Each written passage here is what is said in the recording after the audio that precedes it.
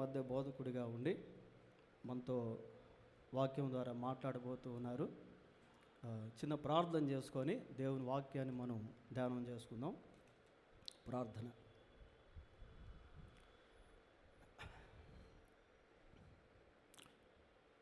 మహాపరిశుద్ధుడు అయిన మా దేవా, మీ పాదములకు వందనాలు స్తోత్రాలు చెల్లిస్తూ ఉన్నాం.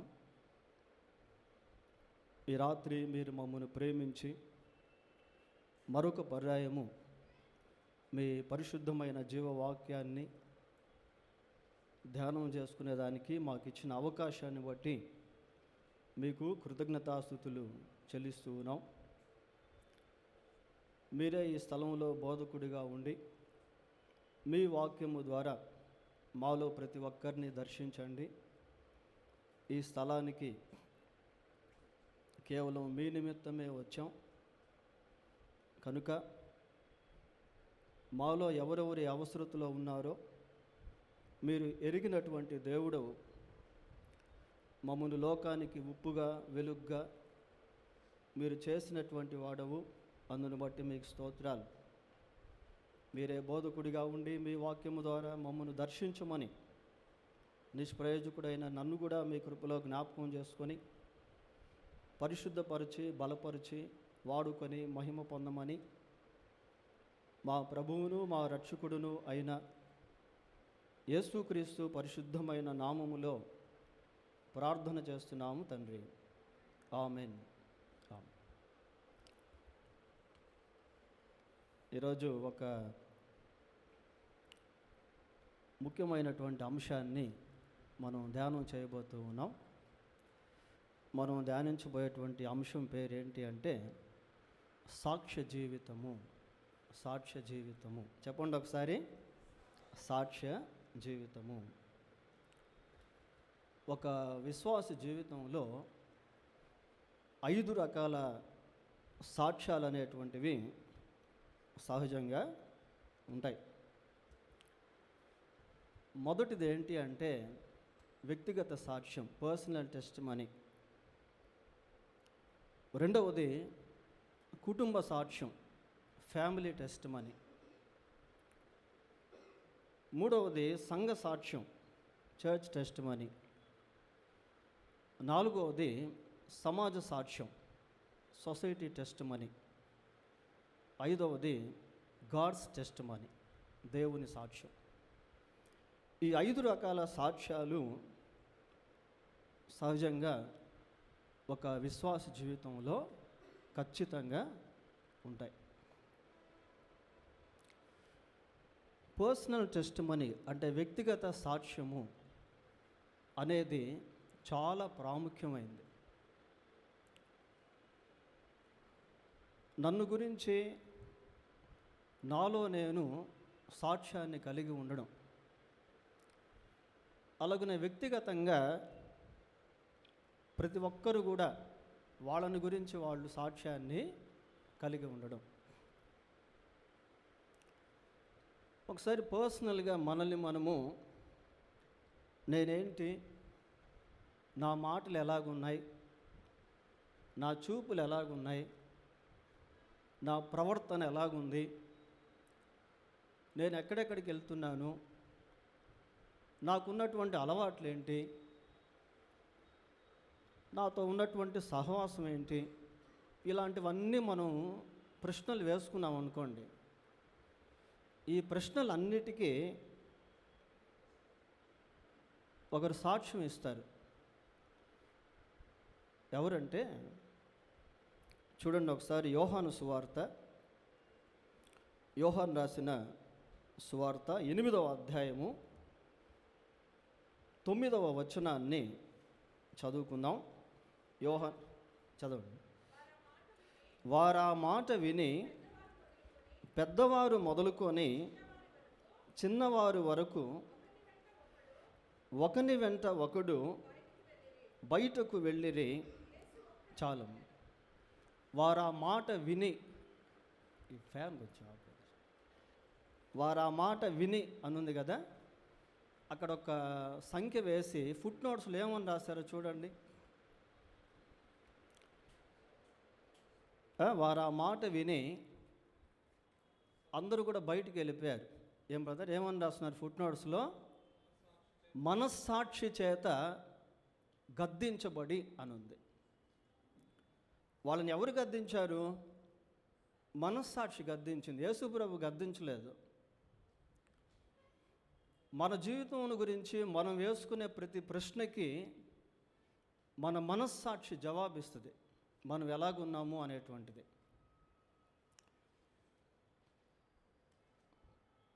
శారా గురించి ఆలోచన చేసినప్పుడు బైబిల్లో శారా తనలో తాను నవ్వుకొనెను అని ఉంటుంది. తనలో తాను నవ్వుకొనెను, దాన్ని దేవుడు శారా నవ్వనేలా అన్నాడు. ఆదికాండంలో ఉంటుంది అన్నమాట. మన గురించి మన మనస్సాక్షి, మనం ఎలాగున్నాం, మన మాటలు ఎలాగున్నాయి, మన తలంపులు ఎలాగున్నాయి, మన ఆలోచనలు ఎలాగున్నాయి, వీటి గురించి వ్యక్తిగత సాక్ష్యం అనేటువంటిది చాలా ఇంపార్టెంట్.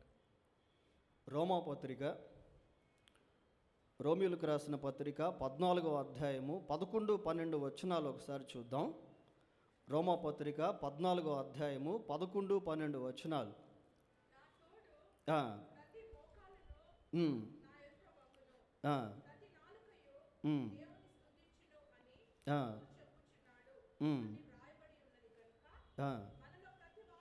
మనలో ప్రతివాడును తన్ను గురించి దేవునికి లెక్క ఒప్పగింప. తన్ను గురించి ఎవరికి వారే. మనలో ప్రతివాడు తన్ను గురించి తాను దేవునికి లెక్క అప్పగింపవలెను. మనల్ని గూర్చి మనమే సాక్షులము. ఒకసారి యెషయా ప్రవక్త హిజ్కియా రాజు దగ్గరికి వెళ్ళి, అయ్యా నీవు మరణమవబోతూ ఉన్నావు, నీ ఇల్లు చక్కబెట్టుకో అన్నాడు. మరణకరమైన జబ్బు వచ్చింది, చనిపోబోతున్నాడు. ప్రవక్త వచ్చి హెచ్చరిక చేసినప్పుడు రాజు ఆ మాట విని గోడ వైపు తిరిగి ప్రార్థన చేశాడు. ఈ ప్రార్థన మనకి యెషయా గ్రంథం 38వ అధ్యాయంలో చూస్తాం. యెషయా గ్రంథం 38వ అధ్యాయం 3వ వచనాన్ని చదివితే అక్కడ రాజు ప్రార్థన చేస్తూ ఉన్నాడు. ఏమని ప్రార్థన చేస్తాడో తెలుసా? చూడమ్మా, యెషయా గ్రంథం యెహోవా యథార్థ హృదయుడనై సత్యముతో నీ సన్నిధిని నేనెట్లు నడుచుకుంటునో, నీ దృష్టికి అనుకూలముగా సమస్తమును నేనెట్లు జరిగించుతునో కృపతో జ్ఞాపకము చేసుకొనుము. ఒక రాజు దేవుని సన్నిధిలో తన్ను గురించి అంత ధైర్యంగా ఎలా మాట్లాడగలిగాడు? తన యథార్థతను గురించి దేవునితో మాట్లాడుతూ ఉన్నాడు. ఎందుకు? కారణం ఏంటి అంటే అతను ఆ విధంగా జీవిస్తూ ఉన్నాడు. ఆదికాండం 40వ అధ్యాయము 15వ వచనం ఒకసారి చూడండి. ఆదికాండం 40వ అధ్యాయము 15వ వచనం. ఏలయనగా నేను హెబ్రీయుల దేశము నుండి దొంగిలింపబడితిని, అది నిశ్చయము, మరియు ఈ చెరసాలలో నన్ను వేయుటకు ఇక్కడ సహా నేనేమి కూడా చేయలేదు. నన్ను తీసుకొచ్చి చెరసాలలో పడేశారు. ఈ చెరసాలలో నన్ను పడివేసేదానికి నేనేమీ చేయలేదు అంటున్నాడు. పిల్లరా, వ్యక్తిగత సాక్ష్యము అనేటువంటిది చాలా చాలా ప్రాముఖ్యమైంది. మన గురించి ఉన్నది ఉన్నట్టుగా సాక్ష్యం ఇచ్చేది ఏంటి అంటే మన మనస్సాక్షి. మన తలంపులు ఎలాగున్నాయి, మన ఆలోచనలు ఎలాగున్నాయి, మన చూపులు ఎలాగున్నాయి, మన కోరికలు ఎలాగున్నాయి, మన ప్రవర్తన ఎలాగుంది, మన మాటలు ఎలాగున్నాయి, మనం ఎవరితో సహవాసం చేస్తూ ఉన్నాం, ఒంటరిగా ఉన్నప్పుడు మన పరిస్థితులు ఎలాగున్నాయి. కొన్ని రహస్య పాపాలు అని ఉంటాయి, బైబిల్లో ఉంది ఆ మాట, రహస్య పాపములు అని, సీక్రెట్ సిన్స్ అన్నమాట. ఎవ్వరూ లేనప్పుడు చేసేటువంటి పాపాలు. కనుక ఒక విశ్వాస జీవితంలో వ్యక్తిగత సాక్ష్యం అనేటువంటిది చాలా ప్రాముఖ్యమైనది. దీన్ని జాగ్రత్తగా కలిగి కాపాడుకుంటూ ఉండాలి. పోతే రెండవదిగా కుటుంబ సాక్ష్యం. కుటుంబ సాక్ష్యం. మనం బయట కొంత సమయాన్ని గడుపుతాము, కుటుంబంలో ఎక్కువ సమయాన్ని గడుపుతాం. ఒక భార్య ఎలాంటిదో అనేది భర్తకి బాగా తెలుసుంటుంది, భర్త ఎలాంటి వాడో అనేది భార్యకు కూడా బాగానే తెలుసుంటుంది, తల్లిదండ్రులు ఎలాంటి వారు అనేది పిల్లలకు తెలుసుంటుంది, పిల్లలు ఎలాంటి వారు అనేది తల్లిదండ్రులకు తెలుసుంటుంది. కొన్నిసార్లు బయట మనం బాగానే ఉండొచ్చు, కానీ మన కుటుంబ జీవితం, ఒక భర్తగా నీ భార్యని గురించి నీవెటువంటి సాక్ష్యం ఇవ్వగలవు, ఒక భార్యగా నీ భర్తను గురించి నీవెటువంటి సాక్ష్యం ఇవ్వగలవు. ఫ్యామిలీ టెస్టిమనీ అనేటువంటిది చాలా ప్రాముఖ్యమైనది. కుటుంబ సాక్ష్యం, కుటుంబంలో సాక్ష్యాన్ని కలిగి ఉంటే ఆ కుటుంబం ఒక పరలోకం లాంటిది. ఈ రోజుల్లో విశ్వాసులు కొద్ది మందిని గురించి ఆలోచన చేసినప్పుడు కుటుంబాల్లో సాక్ష్యాలు లేవు. బయట మన గురించి ఎంతో పొగడొచ్చు, ఎంతో ఘనంగా చెప్పొచ్చు, కానీ మన ఇంట్లోకి వచ్చేసరికి మనం ఏంటో అనేది ఇంటి వాళ్ళకి బాగా తెలుసుంటుంది. ఇంటి వాళ్ళకి బాగా తెలుసుంటుంది. సమూయేలు మొదటి గ్రంథం 25వ అధ్యాయము 25వ వచనాన్ని ఒకసారి చదువుదాం. సమూయేలు మొదటి గ్రంథం 25వ అధ్యాయము 25వ వచనం. నా ఏలినవాడ, దుష్టుడైన ఈ నాబాలును. చాలమ్మా. ఈ మాట ఎవరంటున్నారో తెలుసా? అబీగయిల్ అంటా ఉంది. నాబాల్ ఎవరు అబీగయిల్కి? భర్త. భర్తను గురించి భార్య ఏమంటుంది? దుష్టుడు అంటుంది. ఒక భార్య తన భర్తను గురించి దుష్టుడు అనడం అనేది చాలా విచారకరమైన విషయం కదా. ఎందుకు అంటే ఈ నాబాలు కుటుంబంలో అలాగున్నాడు, భార్య దృష్టిలో అలాగున్నాడు. ఒక భార్య తన భర్తను గురించి నా భర్త దుష్టుడు అని అంటే అది మంచి సాక్ష్యమేనా? చెప్పండి. మంచి సాక్ష్యం కాదు. యోబు దగ్గరికి వెళ్ళి, యోబు గారు, మీరు మంచి భయభక్తులు కలిగినటువంటి వారు, వాట్ అబౌట్ యువర్ స్పౌస్, నీ భార్య సంగతి ఏంటి అని అంటే యోబు తన భార్య గురించి మంచి టెస్టిమనీ ఇవ్వగలడా? లోతు దగ్గరికి వెళ్ళి, లోతు, ఈ సొదొమ గొమొర్రా ప్రాంతంలో నీవు ఒక్కడవే నీతిమంతుడుగా ఉన్నావు, నీకు కుటుంబ జీవితం ఉంది, నీ భార్య ఎలాంటిది అని లోతును అడిగితే లోతు తన భార్యను గురించి మంచి సాక్ష్యం ఇవ్వగలడా? చెప్పండి మీరు. ఇవ్వలేదు. కుటుంబ సాక్ష్యం చాలా ప్రాముఖ్యమైనటువంటిది ప్రియులారా. మనం బయట ఎక్కడ ఎలాగున్నాం అనేది కాదు, కానీ మన కుటుంబంలో మనం ఎలాగున్నాం, మన కుటుంబంలో మన సాక్ష్యాలు ఎలాగున్నాయి.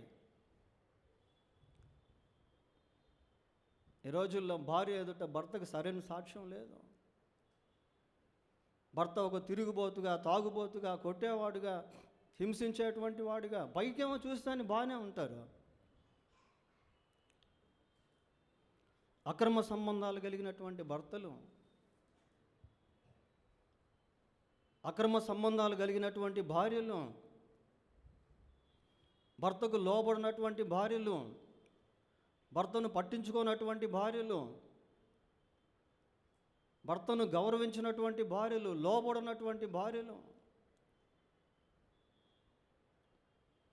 కుటుంబ సాక్ష్యం అనేటువంటిది చాలా ప్రాముఖ్యమైనటువంటిది ప్రియులారా. అలాగనే ఏలీ దగ్గరికి వెళ్ళి, ఏలీ, నీకు 2 కుమారులు ఉన్నారు. ఎవరిద్దరు కుమారులు? హోప్ని, ఫీనెహాస్. ఇద్దరు యాజకు వృత్తి కలిగినటువంటి వాళ్ళు. నీకు 2 కుమారులు ఉన్నారు కదా, వాళ్ళ గురించి ఏం చెప్తావు అని ఏలీ దగ్గరికి వెళ్ళి అడిగితే, ఏలీ తన కుమారుల గురించి మంచి సాక్ష్యం చెప్పగలడా? కుమారులు ఎలాగున్నారు? ఆ దేవాలయానికి వచ్చేటువంటి స్త్రీలతో పాపం చేసేటువంటి వారిగా ఉన్నారు. దేవునికి సంబంధించినటువంటి అర్పణల విషయంలో దోషులుగా ఉన్నారు. దేవుని దృష్టికి చెడు సంబంధమైన జీవితాలు జీవించేటువంటి వాళ్ళు ఎక్కడ వీళ్ళు ఉన్నారు అంటే యాజక గృహంలో ఉన్నారు. తండ్రి న్యాయాధిపతిగా ఉన్నాడు, యాజకుడిగా ఉన్నాడు, మందసం ఉన్నటువంటి స్థలంలో నివాసం ఉన్నారు. కానీ ఏలీ కుమారులకి సాక్ష్యాలు అనేటువంటివి లేవు.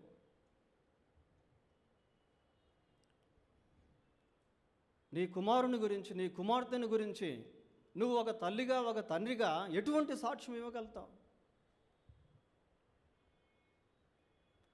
ఈరోజు అనేక మంది క్రైస్తవ గృహాల్లో కుటుంబ సాక్ష్యాలు అనేటువంటివి లేవు. తల్లిదండ్రుల పైన తిరుగుబాటు చేసేటువంటి పిల్లలు, తల్లిదండ్రులను బయటకు నెట్టేసేటువంటి పిల్లలు, తల్లిదండ్రులకు లోబడినటువంటి పిల్లలు. ప్రియులారా, కుటుంబ సాక్ష్యం అనేటువంటిది చాలా ప్రాముఖ్యమైనది. సామెతల గ్రంథం 31వ అధ్యాయము, సామెతల గ్రంథం 31వ అధ్యాయము 28వ వచనాన్ని ఒకసారి చదువుకుందాం. ఆమె కుమారులు లేచి ఆమెను ధన్యురాలందురు. ఒక తల్లిని ఆమె యొక్క కుమారులు. కొద్దిమందికి తల్లిదండ్రులకి పిల్లల దగ్గర సాక్ష్యం ఉండదు, సాక్ష్యం ఉండదు. పిల్లలు చెప్పేస్తారు తల్లిదండ్రులు ఎలాంటి వాళ్ళు అనేది. మా అమ్మ ఇలాంటిది, మా నాన్న ఇలాంటి వాడు. ఇక్కడ ఈ కుమారులు అంటున్నారట, నీవు ధన్యురాలవు. ఎందుకు అంటున్నారు ఆ విధంగా? ఆ రీతిగా ఆమె జీవిస్తూ ఉంది. దేవుని యందు భయభక్తులు కలిగినటువంటి స్త్రీగా ఆమె కనబడుతూ ఉంది. కాబట్టి కుమారులు లేచి అంటున్నారు, నీవు ధన్యురాలవు అంటున్నారు. చదవండి. అంటే భర్త అంటున్నాడు, ఇప్పుడు చాలామంది కుమార్తెలు పతివ్రత ధర్మమును అనుసరించి ఉన్నారు, కానీ వారందరినీ నీవు మించిన దాను. భర్త అంటున్నాడు భార్య గురించి, భర్త అంటున్నాడు భార్య గురించి, ఎంతోమంది పతివ్రత ధర్మం కలిగినటువంటి వాళ్ళని చూశాను, వాళ్ళందరికీ నీవు మించిన దానివి అంటున్నాడు. ఎటువంటి సాక్ష్యం ప్రియులారా! ఎందుకు అలాగ అంటున్నాడు అంటే ఆమె గుణశీలం అలాంటిది. ఆమె ప్యూరిటీ, పవిత్రత అనేటువంటిది అలాంటిది. శారా అబ్రహామును చూసి ఏమని పిలిచేది అంటే, నా యజమానుడా అని పిలిచేది.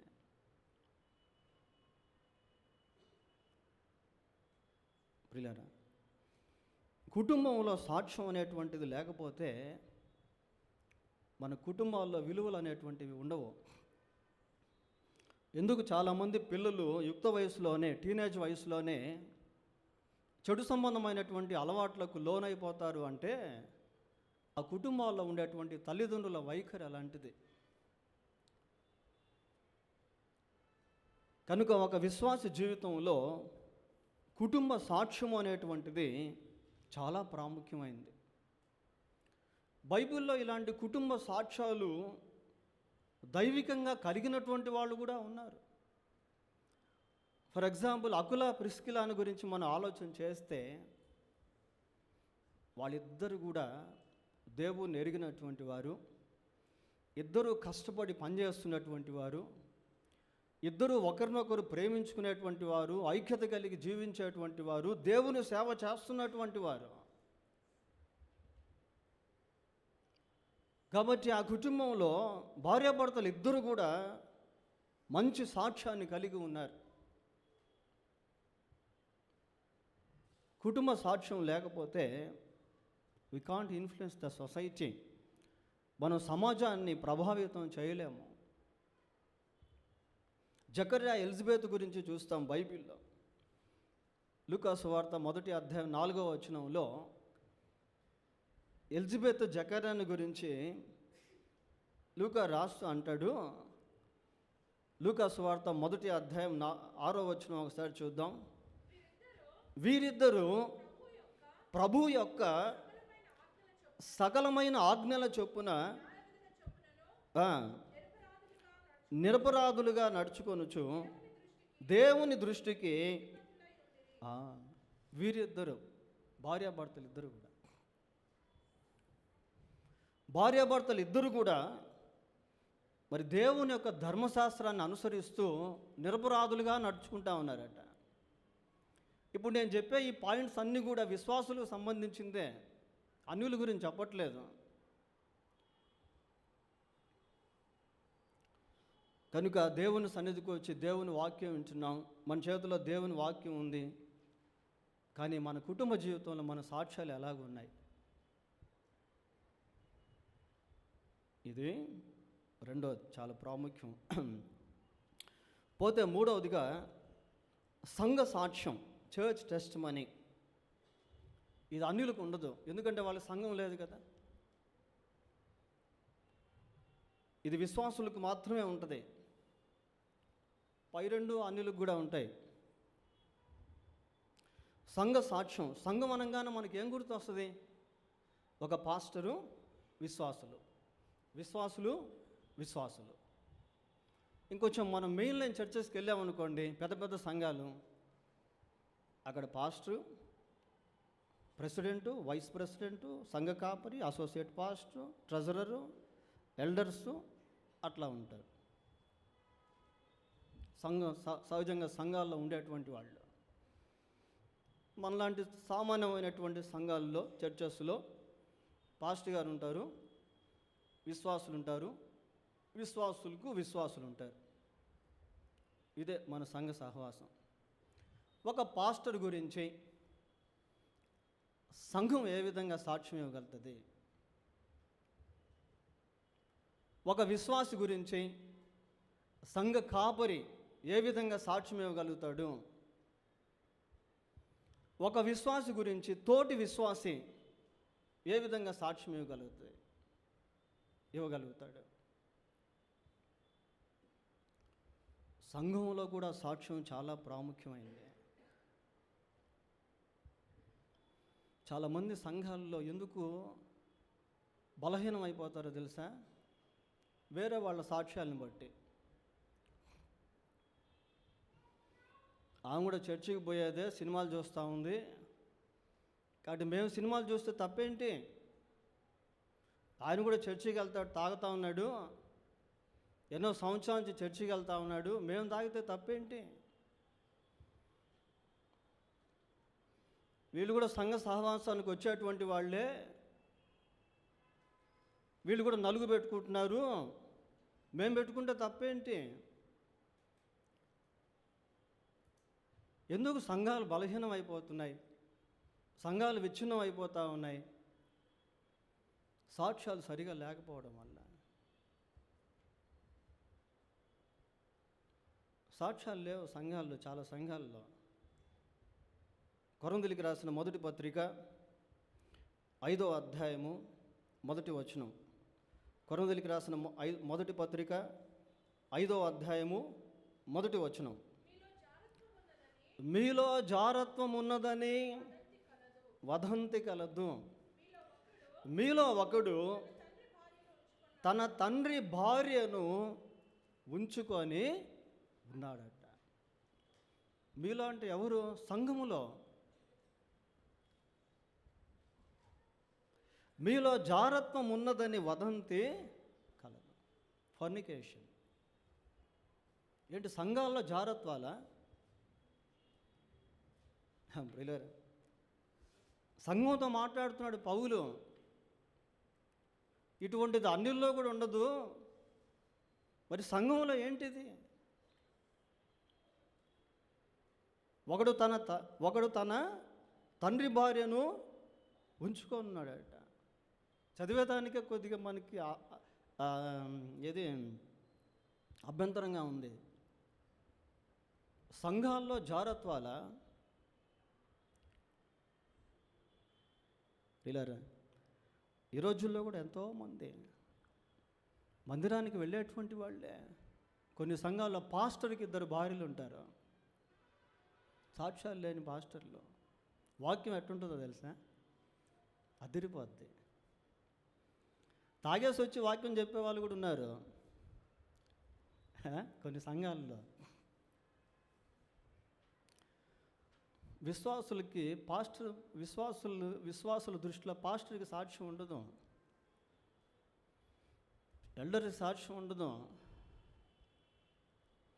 పౌలు అంటున్నాడు, ఏమంటున్నాడంటే మీలో జారత్వం ఉన్నదని వదంతి కలదు, మీలో ఒకడు తన తండ్రి భార్యను ఉంచుకొని ఉన్నాడట కదా అంటున్నాడు. మీరు ఆ పత్రిక 5వ అధ్యాయం 6వ అధ్యాయం కానీ చదివితే 6వ అధ్యాయంలో ఇంకా చాలా విషయాలు ఉంటాయి. పోతే అపోస్తుల కార్యం 5వ అధ్యాయం 1వ వచనానికి వద్దాం ఒకసారి. అక్కడ ఒక కుటుంబం మనకు కనబడుతుంది. 5వ అధ్యాయం 1వ వచనం అపోస్తుల కార్యంలో. అననీయ అను ఒక మనుష్యుడు తన భార్య అయిన సఫీరాతో ఏకమై పొలం అమ్మాను. ఇంకా కింద వచనాలన్నీ మనం చదువుకుంటే అక్కడ ఒక విధమైనటువంటి దురాశ అనేది కనబడుతుంది. ఈ రోజుల్లో కూడా ఎంతోమంది సంఘాల్లో ధనాపేక్ష కలిగి జీవించేటువంటి వాళ్ళు, దురాశ కలిగి జీవించేటువంటి వాళ్ళు. తిమోతికి రాసిన మొదటి పత్రిక 6వ అధ్యాయము, తిమోతికి రాసిన మొదటి పత్రిక 6వ అధ్యాయము 10వ వచనం ఒకసారి చదువుదాం. ఎందుకనగా ధనాపేక్ష సమస్తమైన కీడులకు మూలము. ధనాపేక్ష, ద లవ్ ఆఫ్ మనీ. ధనాపేక్ష సమస్తమైన కీడులకు మూలము. కొందరు అంటే ఎవరు? వీళ్ళు ఎవరి గురించి మాట్లాడుతున్నాడు? కొందరు దాన్ని ఆశించి దేంట్లోంచి తొలగిపోయారట అంటే ధనాపేక్ష కలిగి దాన్ని ఆశించి విశ్వాసంలో ఉన్నటువంటి వాళ్ళు ఆ విశ్వాసంలోంచి తొలగిపోయారు. ఒకప్పుడు విశ్వాసంలో ఉన్నటువంటి వాళ్ళే ధనాపేక్ష ఏం చేసిందంటే ఆ విశ్వాసంలో నుంచి వాళ్ళని బయటకు తీసుకెళ్ళిపోయింది. కొందరు దాన్ని ఆశించి విశ్వాసములో నుండి తొలగిపోయి నానా బాధలతోనూ తమను తామే పొడుచుకొనిరి. రకరకాల శోధనలు ధనాపేక్షలో ఉంటాయి. విశ్వాసుల గురించి ఇక్కడ మనం చూస్తూ ఉన్నాం. విశ్వాసంలోంచి తొలగిపోయినటువంటి వాళ్ళు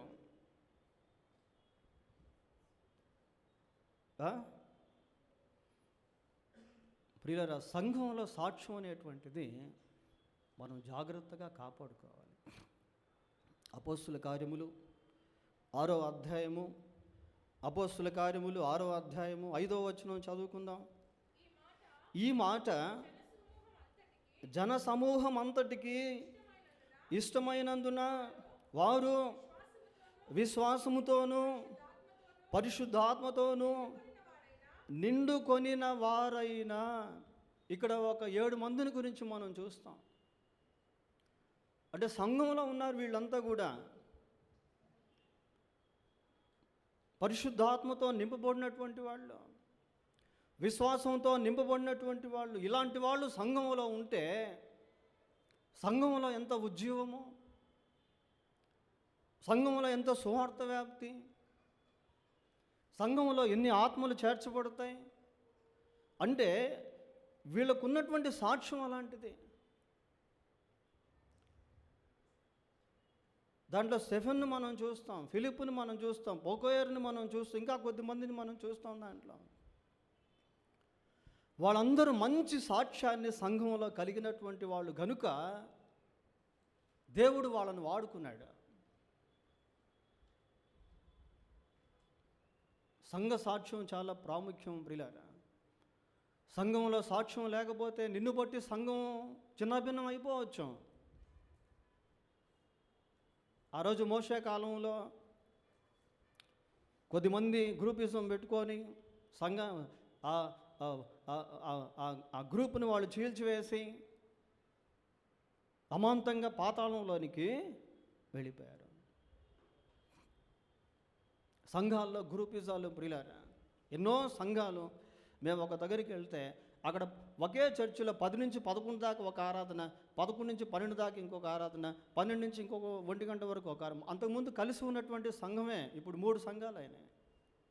ఒకే సంఘం చీలిపోయి 3 సంఘాలుగా మారిపోయింది. వాళ్ళంటే వీళ్ళకి పడదు, వీళ్ళంటే వాళ్ళకి పడదు. ఎవరైనా ప్రార్థన చేయమంటే వాళ్ళకి పడినోళ్ళు ఉంటారు కదా, వాళ్ళ కోసం వీళ్ళు ప్రార్థన చేయరు. తర్వాత వాళ్ళ ఇంట్లో మీటింగ్ పెడితే వీళ్ళు వాళ్ళ ఇంటికి పోరు. తర్వాత సంఘాల్లో కూడా విభేదాలు. ధనవంతులు ధనవంతులతోనే ఉంటారు, పేదవాళ్ళతో ఉండరు. క్యాస్ట్ ఫీలింగ్స్, మళ్ళీ పలానోళ్ళు ఆ క్యాస్ట్కి సంబంధించిన వాళ్ళు కాబట్టి మనం వాళ్ళ ఇంటికి పోకూడదు. సంఘాల్లో ఫిలిప్పీ పత్రికలో పౌలు రాస్తాడు, ప్రాంతీయ భేదమును గురించి, భాషా భేదమును గురించి చాలా చక్కగా వివరిస్తాడు. 2వ అధ్యాయం మొదటి 2 వచనాలు చదివితే అక్కడ ఏకత్వం గురించి మాట్లాడతాడు. ప్రియులారా, సంఘ సాక్ష్యం అనేటువంటిది కూడా చాలా ప్రాముఖ్యమైంది. సంఘంలో ఎంతోమంది ఇక్కడ మంచి గుణలక్షణాలు కలిగినటువంటి వాళ్ళు బయటకు వచ్చి బలమైనటువంటి పరిచర్యలను చేయగలిగారు. పోతే 4వదిగా సమాజ సాక్ష్యం, సొసైటీ టెస్టిమనీ. మనం ఆదివారం ఒక్కరోజు మందిరానికి వస్తాం, మిగతా 6 రోజులు బయట ఉంటాం. ఎవరో ఒకరు ఏదో ఒక పనిలో నిమగ్నమై ఉంటారు. పిల్లలు స్కూల్లో, యవనస్తులు కాలేజీలో, పెద్దవాళ్ళు ఆ పనుల్లో ఈ పనుల్లో వ్యాపారాల్లో ఉంటారు. ప్రియులారా, మనకెంతోమంది తటస్థిస్తారు.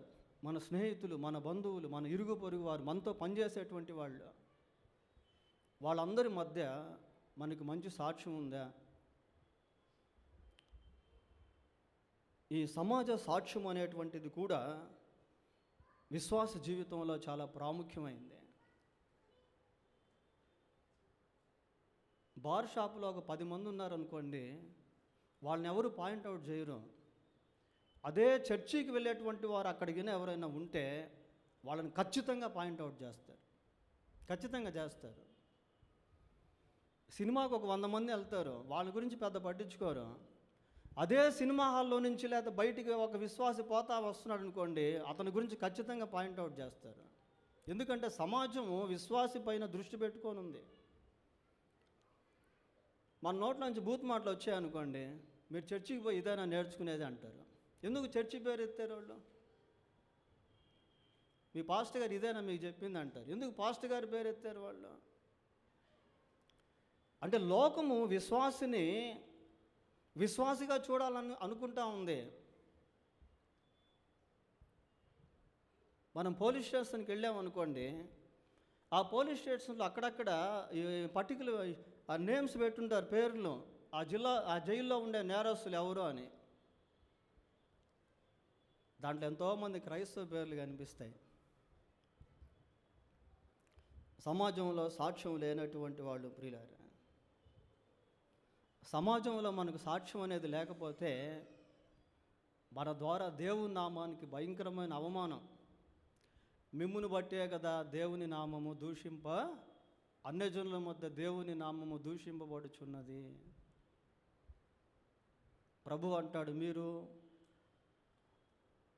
మనుషులు ఎదుట మీ సత్క్రియలను చేర్చి పరలోకమందు, మత్తయి సువార్త 5వ అధ్యాయం 16వ వచనం ఒకసారి చూడండి. మనుషులు మీ సత్క్రియలను చూచి పరలోకమందున్న మీ తండ్రిని మహిమపరచున్నట్లు వారి ఎదుట మీ వెలుగును ప్రకాశింపనీయుడి. మనుషులు మీ సత్క్రియలను చూచి, మీరు లోకమునకు వెలుగై ఉన్నారు, మీరు లోకమునకు ఉప్పై ఉన్నారు. లోకానికి ఫిలిప్పీ పత్రిక 2వ అధ్యాయంలో జీవవాక్యమును చేతబట్టుకొని లోకమందు మీరు జ్యోతుల వలె ఉన్నారు.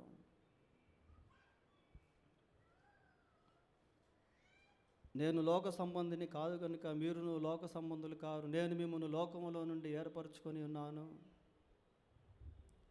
చూడండి ప్రియులారా, లోకములో మనకు సాక్ష్యం అనేది లేకపోతే దేవుడు ఎంతగానో దూషించబడతాడు. దేవుని సన్నిధికి ప్రజలు రాలేరు. మనుషులు దేవుని అవసరతలో ఉన్నారు, మనమే అడ్డుబండలం అయిపోతాం. కాబట్టి సమాజంలో సాక్ష్యం ఉండుట అనేటువంటిది చాలా ప్రాముఖ్యం. అపోస్తుల కార్యములు 10వ అధ్యాయము 22వ వచనం ఒకసారి చూడండి. అపోస్తుల కార్యములు 10వ అధ్యాయము 22వ వచనం. అందుకు వారు, నీతిమంతుడును దేవునికి భయపడువాడును యూదాజనులందరి వలన మంచి పేరు పొందినవాడునైన శతాధిపతియగు కొర్నేలి అను ఒక మనుషుడున్నాడు. కొర్నేలికి సమాజంలో ఎలాంటి సాక్ష్యం ఉందో చూడండి. అప్పుడు కొర్నేలి ఇంకా మారు మనసు పొందలేదు, కానీ మారు మనసుకు సమీపంగా ఉన్నాడు. సొసైటీలో మంచి సాక్ష్యం కలిగినటువంటి వాడు, నీతిమంతుడిగా జీవిస్తున్నాడు, మంచి పేరు కలిగినటువంటి వాడు. సామెతల్లో ఒక మాట ఉంటుంది, ఏమని ఉంటుందంటే, గొప్ప ఐశ్వర్యము కంటే మంచి పేరును వెండి బంగారముల కంటే దయయు కోరదగినది అని ఉంటుంది. మంచి పేరు. ఈయన క్రైస్తవుడు అండి, లంచాలు తీసుకోడు. ఎంత దేవునికి మహిమ అదే. ప్రియులారా, రూతు గ్రంథం 3వ అధ్యాయం, రూతు గ్రంథం 3వ అధ్యాయము 11వ వచనం. కాబట్టి నా కుమారి భయపడకుము, నీవు చెప్పినదంతయు నేను చేసేదను, నీవు యోగ్యురాలవని నా జనులందరికీ కూడా తెలుసు. ఆ బెత్లెహేములో ఎంతమంది అయితే జనాభా ఉన్నారో నా జనులందరికీ కూడా నువ్వు ఎవరని తెలుసు అంటే యోగ్యురాలు అని తెలుసు అని బోయజు రూతుని గురించి మాట్లాడుతూ ఉన్నాడు. అసలు ఎవరు ఈ రూతు అంటే మోయాబు స్త్రీ, దేవుణ్ణి అంగీకరించింది. దేవుణ్ణి అంగీకరించినటువంటి యవనస్తురాలు తన యవనాన్ని జాగ్రత్తగా కాపాడుకుంటూ సాక్ష్యం కలిగి ఉంది. ఇంకా చదవండి కింద కూడా.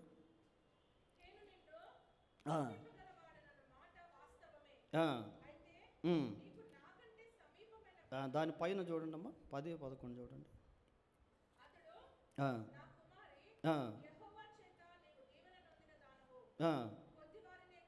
కొద్దివారినే కానీ గొప్పవారినే కానీ యవనస్తులను నీవు వెంబడింపక ఉండుట వలన, ఇక్కడ చూడండి ఎలాగుందో, నీ మునుపటి సత్ప్రవర్తన కంటే వెనుకటి సత్ప్రవర్తన మరి ఎక్కువైంది. గుణశీలంలో ఎదుగుతూ ఉంది, క్యారెక్టర్లో. మునుపటి సత్ప్రవర్తన కంటే వెనుకటి సత్ప్రవర్తన మరి ఎక్కువైంది. సమాజంలో రూతు అలాంటి సాక్ష్యాన్ని కలిగి ఉంది. ఎవరు పాయింట్అవుట్ చేయలేనటువంటి సాక్ష్యం అది.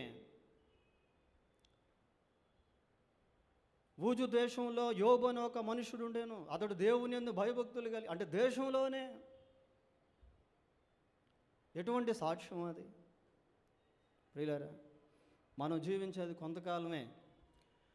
ఇందాక రిక్కీ పాట పాడాడు కదా బంధాల గురించి. ఈ బంధాలు బాంధవ్యాల్లో బయట ప్రపంచానికి యేసుక్రీస్తు ఎవరో అనేటువంటిది మన ద్వారా తెలియాలి. జ్ఞానము జ్ఞానమేనని దాని పిల్లల్ని బట్టి తెలియపరచబడింది. దీపం వెలిగించి ఎవరు కొంచెము కింద పెట్టరు, మంచం కింద పెట్టరు, కానీ అది ఇంటి నుండి వారందరికీ వెలిగించుటకే దీప స్తంభం మీదనే పెట్టరు. కాబట్టి సమాజంలో ఒక విశ్వాసికి సాక్ష్యం అనేటువంటిది చాలా ప్రాముఖ్యం ప్రియులారా.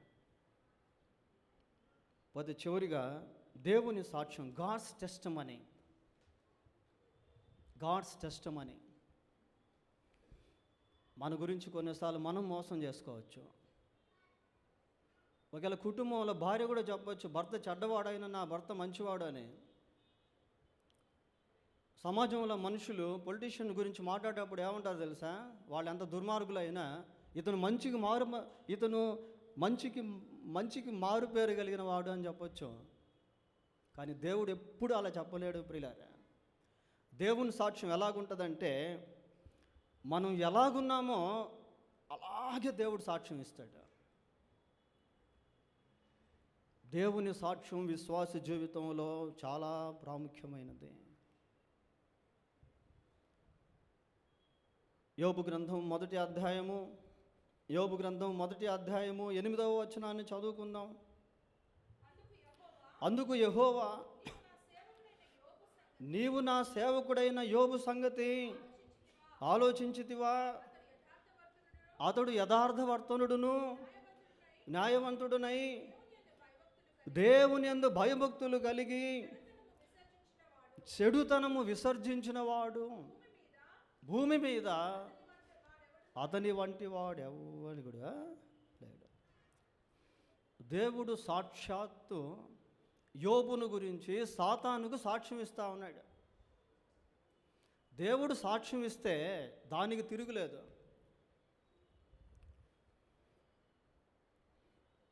నా సేవకుడైన యోబును గురించి ఆలోచిస్తున్నావా? అతడు యథార్థవర్తనుడు. ఇంకా ఏమని చదువుతున్నాము? దేవుని యందు భయభక్తులు కలిగి చెడుతనమును విసర్జించినటువంటి వాడు. సైతానుతో దేవుడు యోబును గురించి మాట్లాడడం ప్రియులారా. సైతానుతో దేవుడు యోబును గురించి సాక్ష్యం ఇవ్వడం ఎంత సవాల్ అది. జకర్యా గ్రంథంలో యాజకుడైనటువంటి యెహోషువను గురించి అపవాది ఫిర్యాదు చేస్తాడు. యెహోషువ మలిన వస్త్రాలు ధరించుకొని ఉంటే అపవాది వచ్చి నేరం మోపుతాడు. అప్పుడు దేవుడు యెహోవా నిన్ను గద్దించునుగాక, ఇతని గురించా నువ్వు మాట్లాడేది? ఇతడు అగ్నిలో నుండి తీయబడిన కొరివిలాగున్నాడు. ప్రియులారా, దేవుని దృష్టిలో మన సాక్ష్యం ఎలాగుంది? అపోస్తుల కార్యములు 9వ అధ్యాయము 11వ వచనం. 9వ అధ్యాయము 11వ వచనం. అతడు, ప్రభువా ఇదిగో నేనున్నానెను. అందుకు ప్రభువు, నీవు లేచి తిన్నని అనబడిన వీధికి వెళ్ళి యూదావాను వారి ఎదుట తార్సువాడైన సౌలు అను వాని కొరకు విచారించుము. ఇదిగో అతడు ప్రార్థన చేయుచున్నాడు. అననీయాతో సౌలును గురించి దేవుడు మాట్లాడుతూ ఉన్నాడు. సౌలును గురించి మాట్లాడుతూ ఏమంటాడంటే, అతడు ప్రార్థన చేయుచున్నాడు. నువ్వు ప్రార్థన చేసేటువంటి వ్యక్తివైతే నీ గురించి దేవుడిచ్చే సాక్ష్యం అదే. మనం యథార్థవంతులమైతే మన గురించి దేవుడిచ్చే సాక్ష్యం అదే. దేవుని సాక్ష్యం చాలా ప్రాముఖ్యం ప్రియులారా. దేవుడే మన గురించి సాక్ష్యం ఇవ్వవలసి వస్తే ఎటువంటి సాక్ష్యాన్ని ఇస్తాడు? మన ప్రార్థనా జీవితం ఏంటి? మన భక్తి జీవితం ఏంటి? మన విశ్వాస పరిధి ఎలాంటిది? అతడు ప్రార్థన చేయుచున్నాడు. ఎంత మంచి సాక్ష్యము దేవుడు సౌలును గురించి ఇస్తా ఉన్నాడో. కాబట్టి దేవుని సాక్ష్యము అనేటువంటిది మనకు చాలా ప్రాముఖ్యము. మనం ఏ విధంగా అయితే జీవిస్తామో ఆ విధానంలోనే దేవుడు మన గురించి సాక్ష్యము ఇస్తాడు. ఆనాటి జనాభాలో లోకమంతా కూడా చెడిపోయింది. ఆ చెడిపోయినటువంటి జనాల్లో నోవహు ఉన్నాడు. ప్రజలందరినీ ప్రభువు చూసినప్పుడు అందరూ వాళ్ళ మార్గాలను చెరిపేసుకున్నారు. అప్పుడు దేవుని దృష్టిలో నోవాహు మాత్రం ఎలాగున్నాడు అంటే నీతిమంతుడిగాను నిందారహితుడిగాను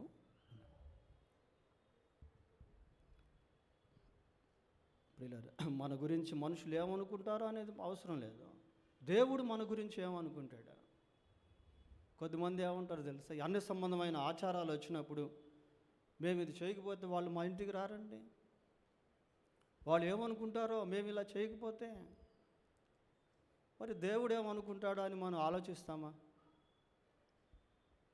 ప్రియులారా, దేవుని దృష్టిలో మన సాక్ష్యం ఎలాగుంది అనేది కూడా చాలా ఇంపార్టెంట్. 5 రకాల సాక్ష్యాలు చెప్పాను. ఒక విశ్వాస జీవితంలో మొట్టమొదటిగా వ్యక్తిగత సాక్ష్యం అనేది ఉండాలి అని చెప్పాను. రెండవదిగా కుటుంబ సాక్ష్యం, మూడవది సంఘ సాక్ష్యం, నాలుగవది సమాజ సాక్ష్యం, ఐదవది దేవుని సాక్ష్యం. ఈ 5 రకాల సాక్ష్యాలు అనేటువంటివి చాలా ఇంపార్టెంట్. అయితే సాక్ష్య జీవితాన్ని ఎలా కలిగి ఉండాలి, ఇది చాలా ప్రాముఖ్యం ప్రియులారా. How to have the right testimony. సాక్ష్య జీవితాన్ని ఎలా కలిగి ఉండాలి, ఆ రూట్స్ మనం ఆలోచన చేస్తే ఒకసారి గలతీ పత్రిక 6వ అధ్యాయము 10వ వచనం చూడండి. గలతీ పత్రిక 6వ అధ్యాయము 10వ వచనం.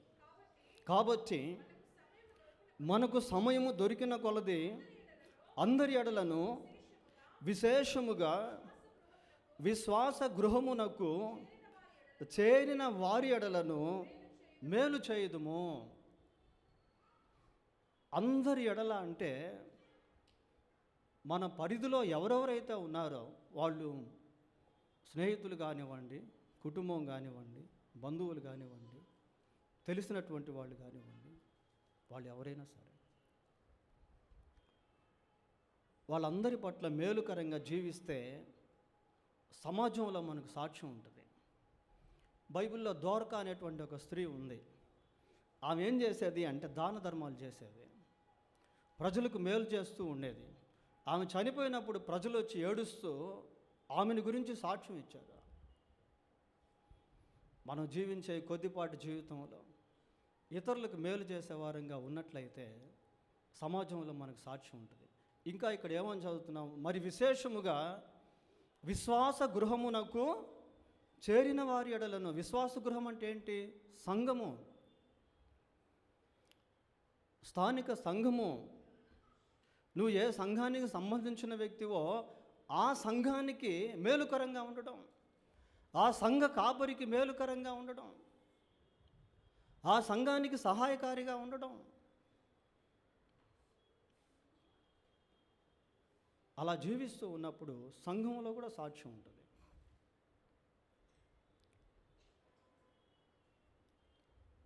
రెండవదిగా మనం సరైన సాక్ష్యాన్ని ఎలా కలిగి ఉండగలము అంటే నీతి జీవితాన్ని జీవించడం, లివింగ్ మారల్ లైఫ్. ఈ నైతిక జీవితాన్ని జీవించాలి అంటే దేవుని వాక్యమే మనకు మూలాధారం. బైబిల్లో మత్తయి సువార్త 5వ అధ్యాయం, 6వ అధ్యాయం, 7వ అధ్యాయం, రోమాపత్రిక 12వ అధ్యాయం, ఎఫెసీ పత్రిక, కొలసీ పత్రిక, ఈ పత్రికలు మనం చదువుతూ ఉన్నట్లయితే మనం నైతికంగా ఎలా జీవించాలో అనేటువంటిది ఆ పత్రికల్లో దేవుడు చాలా స్పష్టంగా రాయించాడు. సామెతల గ్రంథం చదివినప్పుడు అక్కడ కుటుంబం గురించి, స్నేహితుల గురించి, సమాజం గురించి, దైవికపరమైన విషయాల గురించి చాలా స్పష్టంగా విషయాలు రాయబడి ఉన్నాయి. కనుక మనం ఎప్పుడైతే ఈ మారల్ ఎథిక్స్ అనేటువంటివి కలిగి ఉంటామో, నైతిక విలువలను అనుసరించేటువంటి వాళ్ళంగా ఉంటామో, మనకు మంచి సాక్ష్యం ఉంటుంది. ఇందాక చూసాం కదా, మీలో జారత్వం ఉన్నదే ఉన్న వదంతి కలదు. అట్లాంటి వదంతులు ఉండవు. మూడోదిగా, బై హ్యావింగ్ గాడ్స్ ఫియర్, దేవుని భయాన్ని కలిగి ఉన్నట్లయితే అదే మనకు మంచి సాక్ష్యాన్ని ఇస్తుంది. అదే మనకు మంచి సాక్ష్యాన్ని ఇస్తుంది. 19వ కీర్తన 9వ వచనం ఒకసారి చూడండి. 19వ కీర్తన 9వ వచనం. 19వ కీర్తన, యెహోవా యందైన భయము పవిత్రమైనది, అది నిత్యము నిలుచును. యెహోవా యందైన భయము పవిత్రమైనది. పవిత్రమైనది. యోసేపు యవనస్తుడిగా ఉన్నాడు, అప్పుడు ధర్మశాస్త్రం లేదు. అయినా కూడా యోసేపు హృదయంలో దేవుని భయం అనేటువంటిది ఉంది కనుక ఆ చెరసాల్లో ఏమన్నాడు? నేను ఇక్కడికి వచ్చేదానికి కూడా నేనేమీ చేయలేదు అన్నాడు. ఎందుకంటే దేవుని యందు భయభక్తులు కలిగి ఉన్నాడు లోపల. కాబట్టి యోసేపుకు అటువంటి మంచి సాక్ష్యం అనేటువంటి ఉంది. యవనస్తులు దేని చేత తమ నడతను శుద్ధి చేసుకుందురు, వారు నీ వాక్యమును జాగ్రత్తగా చూచుకొని దాన్ని అనుసరించుట చేతనే కదా. నీ ఎదుట నేను పాపము చేయకుండానట్లు నీ వాక్యమును నా హృదయములో ఉంచుకొని ఉన్నాను.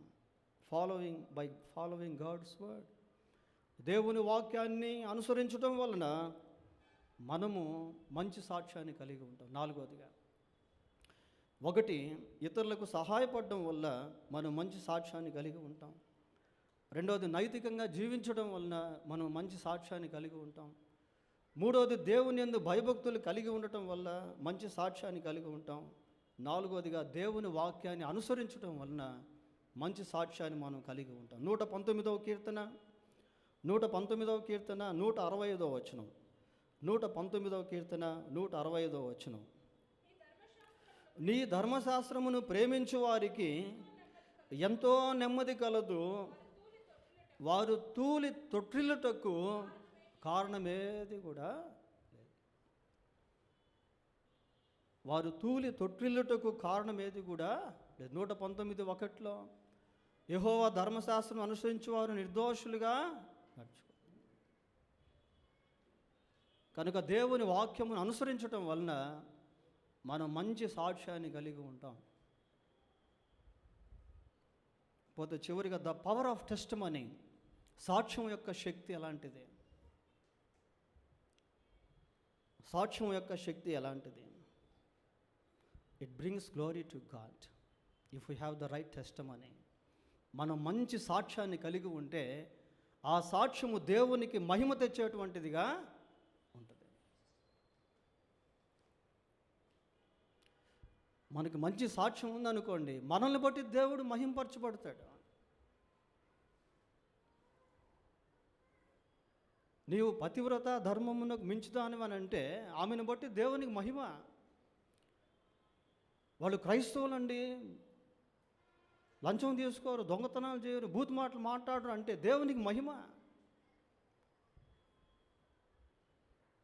If you have the right testimony it brings glory to God. మనకు సరైన సాక్ష్యం ఉంటే ఆ సాక్ష్యం దేవునికి మహిమ తెచ్చేటువంటిదిగా ఉంటుంది. If you have the right testimony it leads others to God. మనకు మంచి సాక్ష్యం అనేది ఉంటే ఆ సాక్ష్యమే ప్రజలను దేవుని దగ్గరికి నడిపిస్తుంది. అంత పవర్ ఉంటుంది సాక్ష్యంలో. యోహాను సువార్త 4వ అధ్యాయం 39వ వచనం. యోహాను సువార్త 4వ అధ్యాయం 39వ వచనం.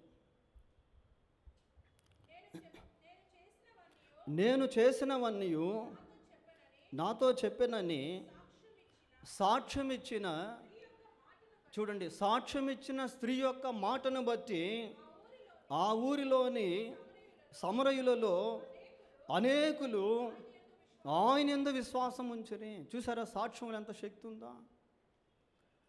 ఆమె సాక్ష్యాన్ని బట్టి సమరయుల్లో అనేక మంది యేసుక్రీస్తునందు విశ్వాసం ఉంచారు. సాక్ష్యంలో చాలా శక్తి ఉంటుంది ప్రియులారా. నేను ఒకసారి జిల్లా జైలుకి వెళ్ళి నెల్లూరులో కొద్దిమందికి సాక్ష్యం చెప్పాను. సాక్ష్యం చెప్పిన తర్వాత ఒక అతను, నేను విడుదల పొంది ఇదిగో ఈ బాబులాగా నేను జీవిస్తాను అన్నాడు. అప్పుడు చిన్న వయసు. సాక్ష్యంలో చాలా శక్తి ఉంటుంది. ఆ స్త్రీ ఇచ్చిన సాక్ష్యాన్ని బట్టి అనేక మంది యేసుక్రీస్తునందు విశ్వాసం ఉంచారు. నీకు మారు మనసు కూర్చున్న సాక్ష్యం ఉంటే, నీవు ఎలా మారు మనసు పొందావు అనే సాక్ష్యం ఉంటే, నీ జీవితాన్ని దేవుడు ఏ విధంగా రక్షించాడు, దర్శించాడు అనే సాక్ష్యం ఉన్నట్లయితే, ఆ సాక్ష్యం ఒక పవర్ఫుల్ వెపన్ లాంటిది దేవుని దగ్గరికి ప్రజలు నడిపించేదానికి. కొద్దిమందికి మారు మనసు కూర్చున్న సాక్ష్యాలు ఉండవు, స్వస్థత కూర్చున్న సాక్ష్యాలు ఉంటాయి. మంచిదే, కాదనట్లేదు.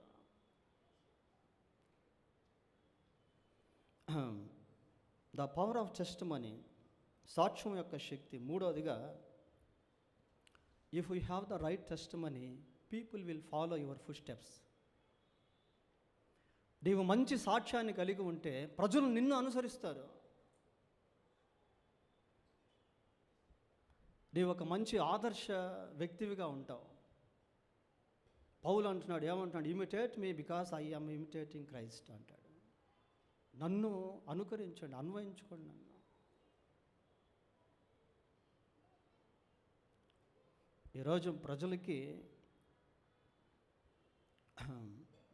ఈరోజు ప్రజలకి ఆదర్శవంతమైనటువంటి ప్రజలు కావాలి.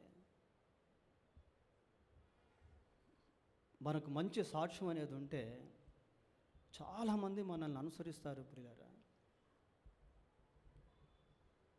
పోతే చివరిగా, if you have the right testimony, it will be alive after our death. మనకు మంచి సాక్ష్యం ఉందనుకోండి, మనం చనిపోయినా మన మరణం తర్వాత అది బ్రతికే ఉంటుంది. చూసారా సాక్ష్యంలో ఎంత శక్తి ఉందో? హేబేలును గురించి గ్రంథకర్త రాస్తూ అంటాడు, అతడు మరణించి మాట్లాడుతున్నాడు. చనిపోయాడు, లేడు ఇప్పుడు, కానీ మాట్లాడుతున్నాడు. చనిపోయాడు, ఇప్పుడు లేడు హేబేలు, కానీ మాట్లాడుతా, అతడు మరణించి మాట్లాడుతున్నాడు. హెబ్రీ పత్రిక 11వ అధ్యాయం 5-6 ఏదో వచనాల్లో ఉంటుంది ఆ మాట. అతడు మరణించి మాట్లాడుతున్నాడు అని. డేవిడ్ బ్రైనార్డ్ అని ఒక యవనస్తుడు నరమాంస భక్షకుల మధ్య పరిచర్య చేసేదానికి వెళ్ళాడు. వెళ్ళి ఎంతో ప్రార్థన చేశాడు,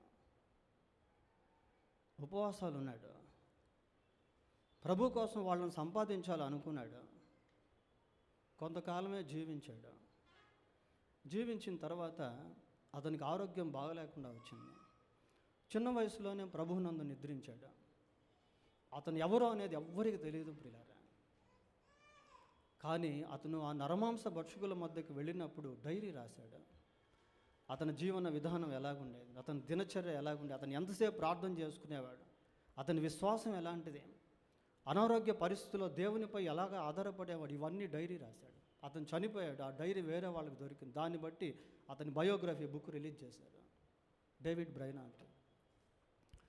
ప్రియులారా, మనం బ్రతుకున్నప్పుడు జీవించే జీవితం మన తర్వాత కూడా అనేకులను కదిలించేదిగా ఉంటుంది. మనం లేకపోవచ్చు, but God will use our testimony even though we're not on this earth. కాబట్టి సాక్ష్యం అనేటువంటిది చాలా ప్రాముఖ్యమైనది ప్రియులారా. అది వ్యక్తిగతంగా, కుటుంబపరంగా, సంఘపరంగా, సమాజపరంగా, దేవుని పరంగా మనం కలిగి ఉన్నట్లయితే దేవుడు కృప చూపిస్తాడు. ఆ సాక్ష్యాన్ని వాడుకుంటాడు, ఆ సాక్ష్యానికి ముద్ర వేస్తాడు, దాన్ని మనకు దీవెనకరంగా చేస్తాడు, భావి తరానికి దాన్ని ప్రయోజనకరంగా మారుస్తాడు. ప్రార్థన చేసుకుందాం. ప్రార్థన.